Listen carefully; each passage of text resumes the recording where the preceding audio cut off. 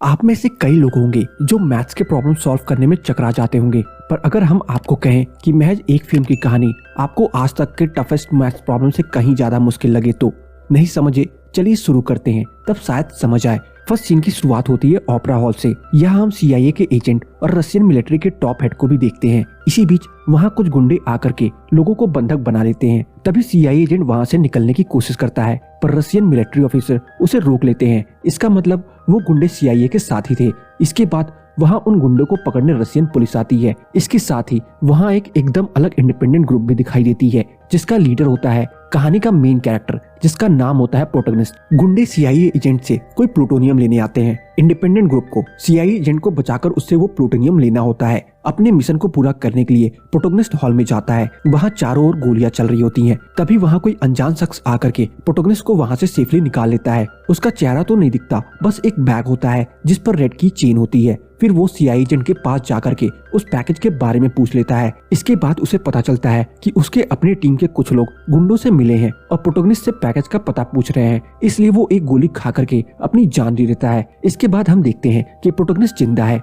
और उसकी आंख एक शिप के बेड पर खुलती है, जहाँ उसे एक इंसान कहता है कि तुम अपने टेस्ट में कामयाब हुए। प्रोटोगनिस्ट पूछता है कि कौन सा टेस्ट। तब वो इंसान कहता है कि वो टेनेट नाम के ऑर्गेनाइजेशन के साथ जुड़ा है और उस ऑर्गेनाइजेशन ने प्रोटोगनिस्ट को किसी स्पेशल मिशन के लिए चुना है। प्रोटोगनिस्ट मिशन के बारे में पूछता है। तब वो इंसान बताता है कि वर्ल्ड वॉर 3 होने वाला है, जिसे प्रोटोगनिस्ट को रोकना है। प्रोटोगनिस्ट आगे पूछता है कि वॉर कब शुरू होगा और उसमें कौन कौन शामिल होगा। इंसान कहता है कि उसे बस एक नाम टेनेट और एक इशारे के सिवा कुछ मालूम नहीं। मिशन को सीक्रेट रखते हुए उन्हें अलग अलग हिस्सों में बांट दिया गया है। उन्हें सब खुद ही पता लगाना होगा कि वर्ल्ड वॉर 3 में कौन शामिल है और वॉर किस वजह से होनी है। इसके बाद प्रोटोगनिस्ट को एक छोटे बोट के जरिए कहीं भेज दिया जाता है। वहाँ वो खुद को फिजिकल वर्कआउट और वेपन के साथ ट्रेन करता है। इसके बाद वो एक अलग जगह जाता है, जहाँ उसकी मुलाकात एक फीमेल साइंटिस्ट से होती है, जो उससे बताती है कि कुछ ऐसे बुलेट्स हैं जो वक्त से पीछे चल रहे हैं। दोस्तों, यहाँ आपको इन्वर्जन के कॉन्सेप्ट से इंट्रोड्यूस करवाया जाता है। जो चीज आगे जानी चाहिए वो पीछे जाएगी, ये आप आगे और डिटेल में जानोगे। प्रोटोगनिस्ट को कुछ समझ नहीं आता तो साइंटिस्ट उसे एक गन देकर शूट करने को कहती है। गन खाली थी,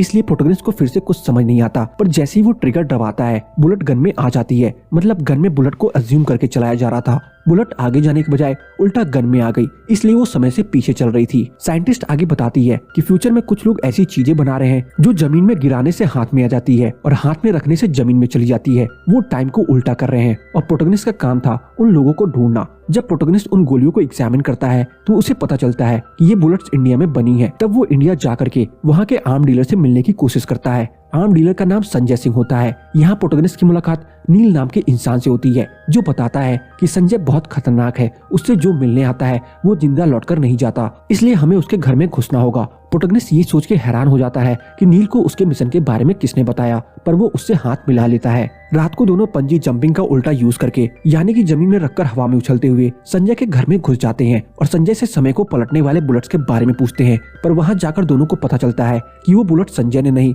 बल्कि उसकी वाइफ प्रिया ने बनाई थी। प्रिया बताती है कि उसने वो बुलेट्स एंड्रू नाम के माफिया डॉन को बेची है और तब वो बिल्कुल नॉर्मल थी। हो न हो एंड्रू जरूर किसी फ्यूचर के इंसान की हेल्प लेकर के ये सब कर रहा है और उसी ने रसिया के ओपेरा हॉल में हमला करवाया था ताकि वो प्लूटोनियम हथिया सके। प्रोटोगनिस्ट पूछता है कि वो एंड्रू से कैसे मिल सकता है। तब प्रिया कहती है कि एंड्रू से मिलने का एक ही रास्ता है, वो है उसकी वाइफ केट, पर वो भी मुश्किल है क्योंकि एंड्रू की वाइफ के साथ उसके गुंडे मौजूद होते हैं। साथ ही प्रिया उससे ये भी बताती है कि एंड्रू की वाइफ आर्टिस्ट है, उसे असली और नकली पेंटिंग्स में फर्क करना पसंद है और उससे मिलने में माइकल नाम का इंसान तुम्हारी हेल्प करेगा। फिर प्रोटोगनिस्ट और नील वहाँ से चले जाते हैं। अगले दिन प्रोटोगनिस्ट माइकल से मिलता है, जो कि एक ब्रिटिश एजेंट था। माइकल बताता है कि केट ने एंड्रू को एरोपे नाम के आदमी की बनाई पेंटिंग को एंड्रू को सेल कर दी थी, वो भी धोखे से, लेकिन सेटर को ये पता चल जाता है। तब जिसके बाद से दोनों की नहीं बनती। आगे माइकल बताता है कि उसके पास कोई आर्टिस्ट है जो उस पेंटिंग की नकली कॉपी बना सकता है। अगर प्रोटोगनिस्ट उस पेंटिंग को केट को दिखाए और कहे कि असली है तो शायद वो तुमसे बात करने के लिए राजी हो जाए। इसके बाद प्रोटोगनिस्ट माइकल के कहे मुताबिक वो पेंटिंग लेकर केट के पास जाता है।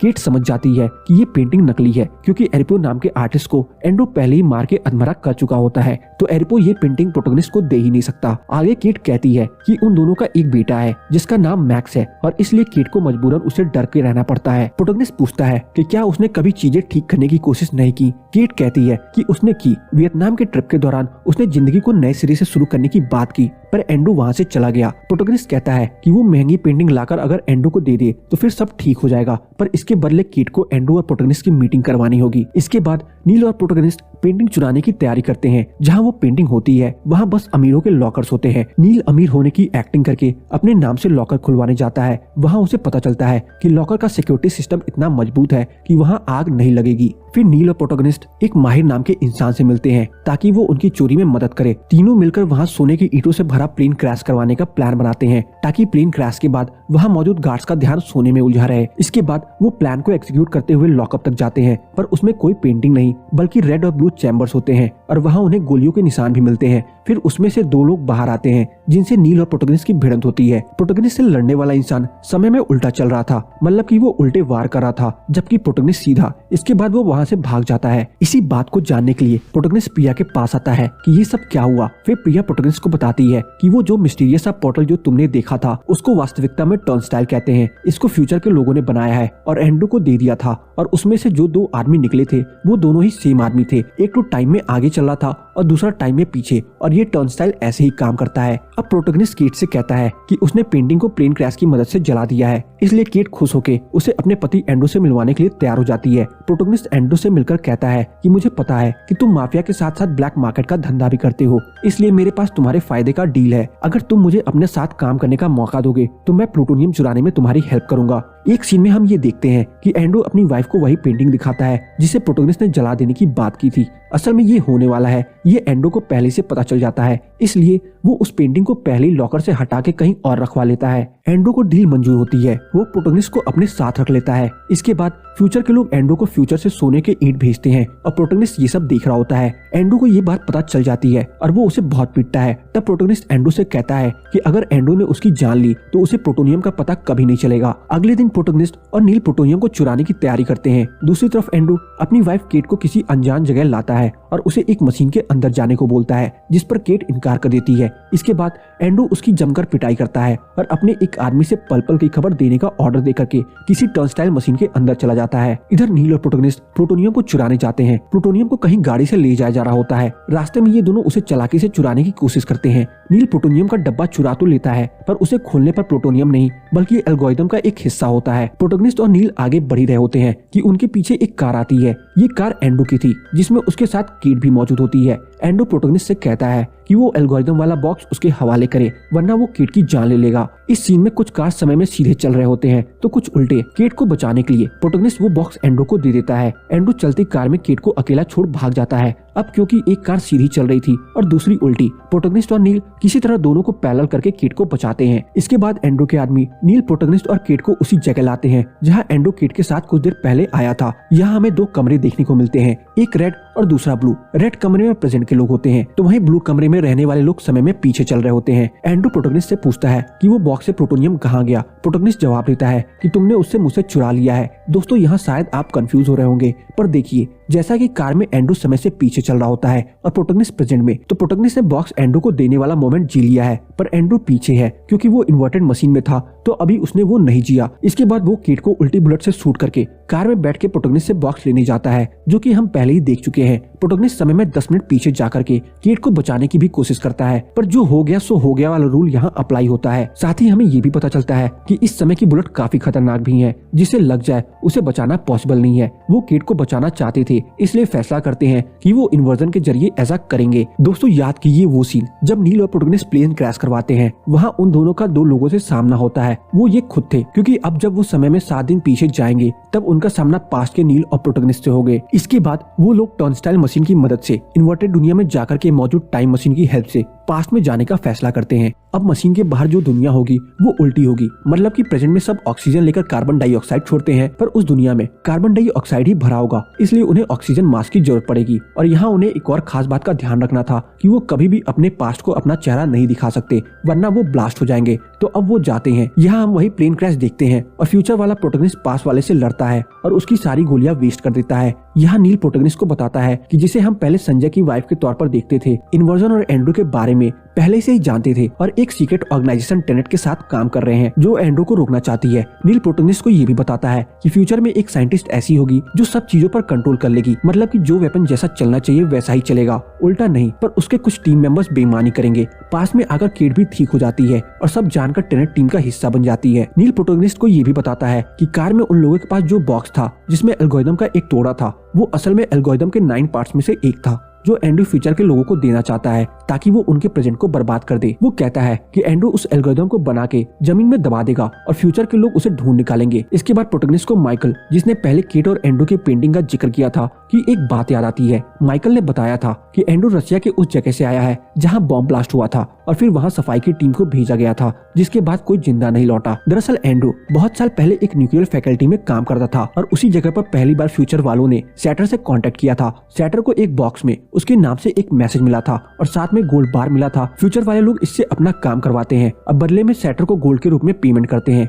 इसलिए वो अमीर हो जाता है। और एक खास बात ये भी थी कि एंड्रू को आखिरी स्टेज का कैंसर होता है और वो जल्द ही मरने वाला होता है, यानी कि जब उसका लास्ट वक्त आएगा तब वो एल्गोरिदम का यूज करके पूरे प्रेजेंट को डिस्ट्रॉय कर देगा। एंड्रू को एल्गोरिदम के 8 पार्ट्स पहले ही मिल गए थे और 9th पार्ट के लिए वो ओपेरा हॉल जाता है जो हमने स्टार्टिंग में देखा था। अब एल्गोरिदम के 9th पार्ट को एंड्रू से बचाने के लिए और सब कुछ सीधा करने के लिए यहाँ टीम को 2 पार्ट्स में डिवाइड किया जाता है, जिसमें टीम के आधे लोग समय में पीछे जाते हैं और आधे प्रेजेंट में ही रहते हैं। तो जो पास्ट में है वो प्रेजेंट में बड़े हैं और जो प्रेजेंट में है वो पास्ट वालों को पहले की हुई मिस्टेक्स के बारे में पहले ही बता पाए। और इस पूरी जर्नी के बीच एक ऐसा पॉइंट आएगा जब दोनों टाइमलाइंस वाले एक दूसरे से मिल करके उनकी हेल्प करेंगे और सब ठीक हो जाएगा। ये आपको थोड़ा कंफ्यूजिंग लग सकता है पर थोड़ा ध्यान देने पर सब समझ आ जाएगा। अब जैसा कि दोनों टीम्स रेड और ब्लू में बढ़ चुकी थी, नील की ब्लू टीम प्रेजेंट में होती है, तो हम देखते हैं कि प्रोटोगनिस्ट अपने साथी के साथ एल्गोरिदम का टुकड़ा लेने जाता है और उन दोनों के पीछे से एक कार आ रही होती है। वो उस पर ध्यान दिए बिना आगे बढ़ते हैं और एक टनल की तरफ जाते हैं। वहाँ से वो एल्गोरिदम का टुकड़ा ले लेते हैं और फिर वहाँ मौजूद एंड्रू के आर्मी को मार गिराते हैं। प्रेजेंट में होने की वजह से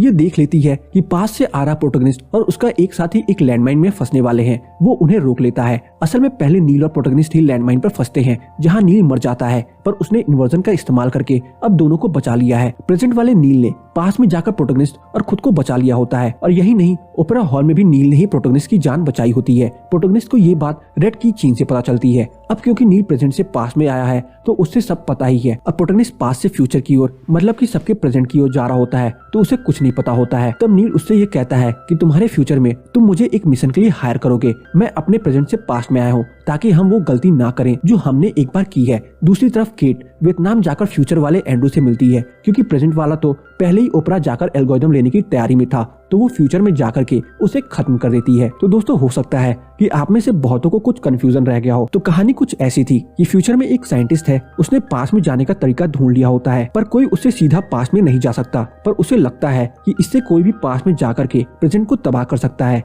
इसलिए वो पास में आकर के एल्गोरिदम के 9 पार्ट्स को डिवाइड करके छुपा सके। इसलिए उन्होंने फ्यूचर के एक इंसान एंड्रू को ढूंढ करके कहा कि वो एल्गोरिदम को ढूंढ कर गाड़ दे, टाइम में एक ऐसी जगह गाड़े जिससे वो ढूंढ न पाए और वो लोग उसे फ्यूचर में डिस्ट्रॉय कर दें। अब एंड्रू ने उस एल्गोरिदम को उसी बॉम्ब वाली न्यूक्लियर फैकल्टी में छुपा दिया जहां पर फ्यूचर से कांटेक्ट हुआ था और वो अपनी बाकी बची हुई सांस उस वियतनाम वाली राइड में बिताना चाहता है और उसके हाथों में एक बैंड बंधा होता है जिसका सीधा कनेक्शन उस बॉम्ब से है। अगर इस बीच एंड्रू को कुछ भी हो जाता है तो वो बॉम्ब वहीं पर फट जाएगा, यानी कि एल्गोरिदम एक्टिवेट हो जाएगा। यहाँ उसे रोकने केट पहुंचती है। वो फ्यूचर वाली होती है जो टर्नस्टाइल का यूज करके इन्वर्टेड हो जाती है, जो कि सैटर के पास आती है और उसे एंड्रू को बचाना होता है जब तक एल्गोरिदम से बॉम्ब अलग न हो जाए। रेड और ब्लू टीम अपने मिशन पर होते हैं। मामला कुछ अजीब सा ही होता है, कुछ आगे चल रहे होते हैं तो कुछ पीछे, बट इन सबसे इम्पोर्टेंट ये है कि प्रोटोगनिस्ट और इवान को एक टनल के अंदर जाना होता है जिसके अंदर एल्गोरिदम बॉम्ब के साथ लगा होता है। वहाँ उन्हें एल्गोरिदम चुरा करके बॉम्ब से अलग करना होता है। यहाँ थोड़ी प्रॉब्लम हो जाती है जब प्रोटोगनिस्ट और उसका एक और साथी इवान उस टनल में जाते हैं तो वो कोलैप्स हो जाती है और दोनों अंदर ही फंस जाते हैं। केट से सब्र नहीं होता, वो तो हमेशा से एंड्रू से नफरत करती है, इसलिए उसका मर्डर कर देती है बिना प्रोटोगनिस्ट के रजामंदी के। एंड्रू के मरने के बाद फिटबिट के सिग्नल के कारण बॉम्ब फटने ही वाला होता है कि प्रोटोगनिस्ट एल्गोरिदम से बॉम्ब को निकाल लेता है। इधर टनल में बॉम्ब फटने ही वाला होता है कि तब तक एंड्रू ऊपर से एक रस्सी फेंक देता है जिसे पकड़ करके नील और प्रोटोगनिस्ट ऊपर आ जाते हैं और पूरी दुनिया बच जाती है। अब इस एल्गोरिदम का क्या करना है ये इवान डिसाइड करता है। वो उसके 3 हिस्से करता है, एक खुद रखता है, दूसरा नील को देता है और तीसरा हिस्सा प्रोटैगनिस्ट को देता है और कहता है कि इन हिस्सों को अलग अलग जाकर के छुपा देना और बाद में सुसाइड कर लेना। लेकिन नील अपना हिस्सा प्रोटैगनिस्ट को दे देता है और फिर बताता है कि वो कौन है। अब साइंटिस्ट प्रिया केट को मारने जाती है, तब वो फोन जो प्रोटैगनिस्ट ने पास में ट्रैवल करने वाली केट को दिया था उस पर सिग्नल आता है और प्रेजेंट वाला प्रोटैगनिस्ट प्रिया के साथ होता है और कहता है कि वो भी टेनेट का हिस्सा है और उसे मिशन सीक्रेट रखने के लिए केट को मारने की जरूरत नहीं, वो प्रिया को मार के केट को बचा लेता है। असल में प्रोटैगनिस्ट प्रेजेंट में पूरी घटना देख चुका था, तो उसने चीजों को ठीक करने के लिए अपनी टीम के साथ ये पूरा प्लान बनाता है और नील को अलग अलग टाइमलाइन में जाकर के हेल्प करने के लिए हायर करता है। कुछ क्लेम्स के अकॉर्डिंग तो नील ही एंड्रू और केट का बेटा मैक्स है, जिसे फ्यूचर से हेल्प के लिए प्रोटैगनिस्ट ने हायर किया था। इस फिल्म में पास्ट प्रेजेंट फ्यूचर सब कुछ एक साथ चल रहा होता है, इसलिए लोगों को इसे समझने के लिए कई बार देखना पड़ता है। आई होप हमने आपको ये ठीक से समझाई हो। तो बस आज की इस वीडियो में इतना ही। आपको मेरी टेनेट मूवी की एक्सप्लेनेशन कैसी लगी कमेंट सेक्शन में बताना ना भूलें, और अगर आपको मेरी टेनेट मूवी की एक्सप्लेनेशन पसंद आई हो तो वीडियो को लाइक करके जाना ना भूलें। चैनल पे नए हैं तो चैनल को सब्सक्राइब जरूर कर लें, ताकि मुझे ऐसी ही मोटिवेशन मिलती रहे और मैं आप सबके लिए अच्छी से अच्छी वीडियोस लाता रहूं।